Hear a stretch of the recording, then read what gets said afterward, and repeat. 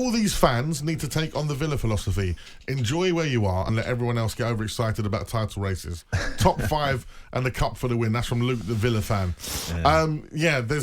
I just think, I mentioned it, expectations change. When Arsenal went last year and they played, I said it last year and I'll say it again happily, they played fantastically well last year.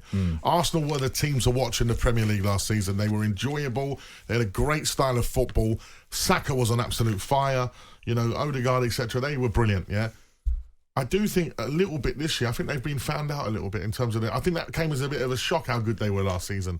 I think teams are sussing them. Yeah, and as I said to you, you know, they've gained that respect from what they did last year, and then what that is like managers as experienced as Moisey tie them up in knots a little bit, knowing what's coming and not giving them the room to exploit. No. And that's what's happening. And then you have to find another plan, and that's part of what I've said, you know, on this show about trying to let players free up a little bit.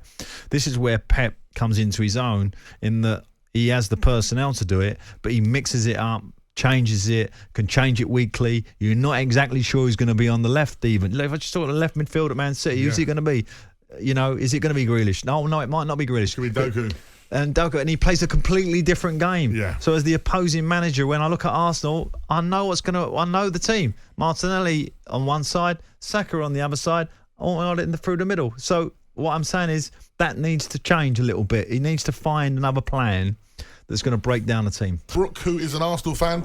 Good evening, Brooke. How you doing? You well? Yeah, not so bad. Listen, in terms of Arsenal, and you know, we're looking at the form at the moment. 1 win in 7. Small blip in terms of what Arteta's been doing in the last 24 months for sure. But what's going wrong, Brooke? Like you both mentioned already, we are being found out, and this is now where Arteta is a relatively inexperienced manager, needs to try something different. He needs to recognise that other teams have found this out. They have found out the way we played. Like you said, last season was absolutely phenomenal. I know we got pipped to the title, and I know everyone calls this a bottle job, but as an Arsenal fan, it was absolutely phenomenal to be a part of it. This season, we haven't been at the same level. We're in probably a bit of a false position at Christmas time, given the fact that we were top and not playing that particularly well. But going back to Kai Havertz, I can't understand why we go and spend £65 million on a player to play an advanced midfield role, and Emil Smith-Rowe can't get a look in the team. Like today, how is he not playing in a game like this today in the FA Cup? Nelson gets a run out because he's been absolutely phenomenal every time he's played in an Arsenal show recently. Give Saka a rest today. Have a go with Emil Smith-Rowe, but he won't do it. So I really think something's going on in the background there. But yeah, he's been very stubborn with Emil Smith-Rowe, isn't he? Yeah, very. He has to try something different now and show his managerial, credentials. In a time where, like I said, we've won 1 game in 7, it's not good enough. I actually think Brooke spoke very well there, right? And that sort of sums up Arsenal to a T to me, and that's from a fan.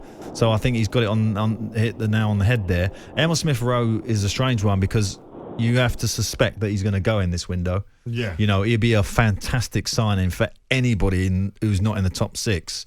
You know, I think he'd get in any team in that bottom half of the Premier League and take you up a level, because he has a technical level that is that phenomenal. So it is a bit of a strange one. But as you say, if that is the business he needs to do to maybe bring in a player that he wants, Arteta, that might be something that happens. Who knows?